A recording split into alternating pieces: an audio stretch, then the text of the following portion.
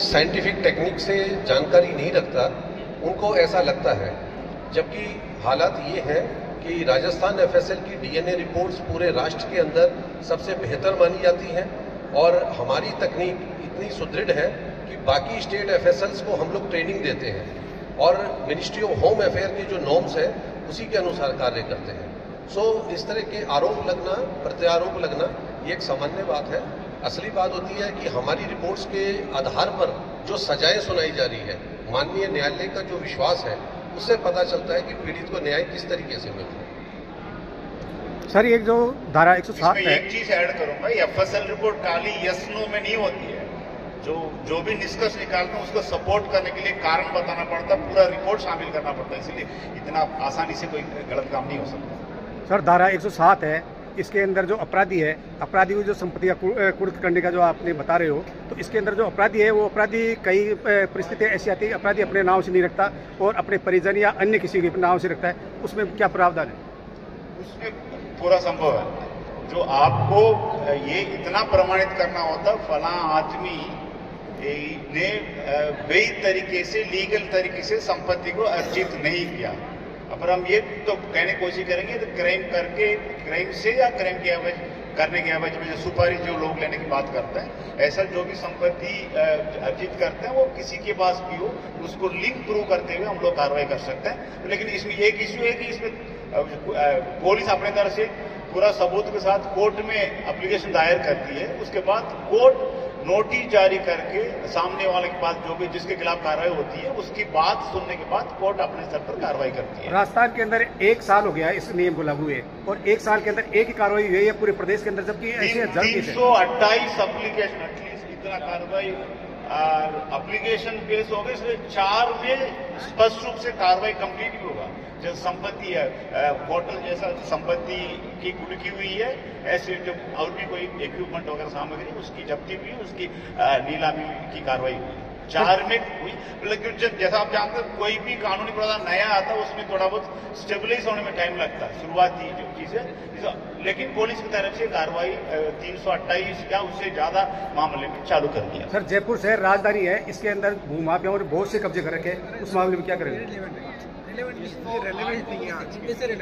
सभी बंधुओं से रिक्वेस्ट है कि ये जो वार्ता रखी गई है वो इस प्रदर्शनी और नए आपराधिक कानूनों से संबंधित है। तो आपके प्रश्न बहुत सारे हो सकते हैं, बट निवेदन यही है कि नए कानूनों से संबंधित प्रश्न आप यहाँ रखें।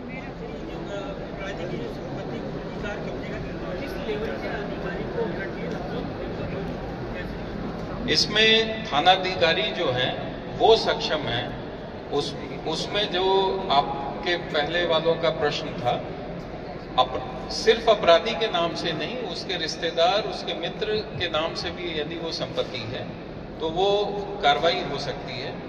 थानाधिकारी पूरी तसल्ली करके अपना एक डॉक्यूमेंटेशन करके कोर्ट के सामने रखता है। कोर्ट जिस अपराधी की संपत्ति के प्रस्तुत की गई है प्रतिवेदन, कोर्ट उसको भी मौका देता है ये साबित करने का कि ये उसके वैध आय से अर्जित है। यदि वो साबित नहीं कर पाता है तो फिर कोर्ट उसके जब्ती और नीलामी के आदेश देता है। सर, नए कानूनों से महिलाओं की सुरक्षा को कैसे फायदा मिलेगा? नए कानूनों में बहुत सारे चेंजेस किए गए हैं। बहुत अच्छा क्वेश्चन है आपके, महिलाओं और बच्चों संबंधी। एक तो पूरे जो भारतीय न्याय संहिता के अंदर एक विशेष चैप्टर बनाया गया है। पहले जो प्रावधान थे वो अलग अलग जगह खंडों में बटे हुए थे। सरकार ने इसको फोकस करने के लिहाज से एक डेडिकेटेड चैप्टर बनाया है महिलाओं और बच्चों के खिलाफ कानून में। कई दंड ऐसे हैं जिसमें सजा की बहुत वृद्धि की गई है। उसमें आजीवन कारावास और कुछ मामलों में मृत्यु दंड तक का प्रावधान किया गया है।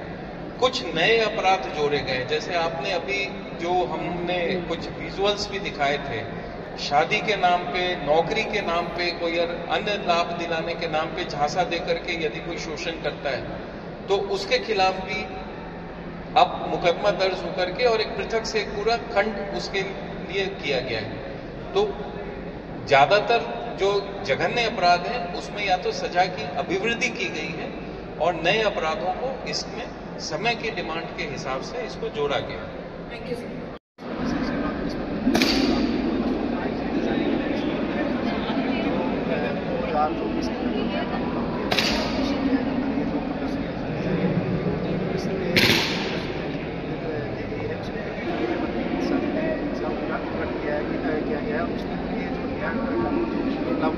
पहले 1860 के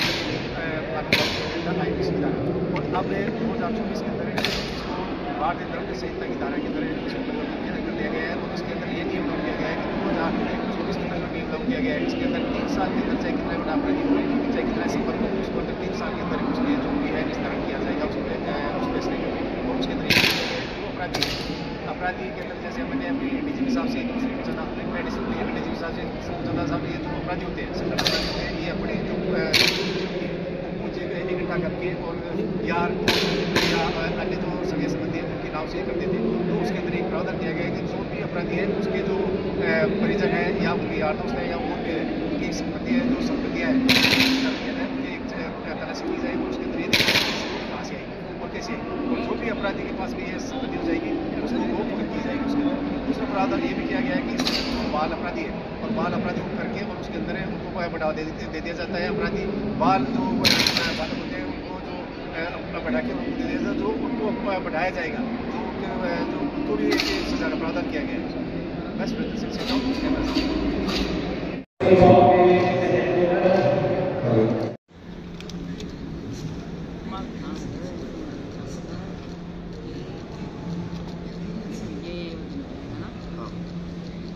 ये जितने ये सारे नियम मतलब ये भाई अपने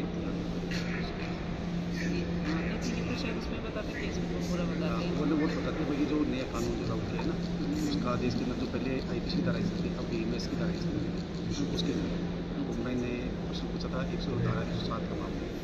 तो 107 में क्या है, क्या प्रोसेस है उसके मामले में फिर जो ADG है उन्हें विस्तार से ये बात जानते हैं।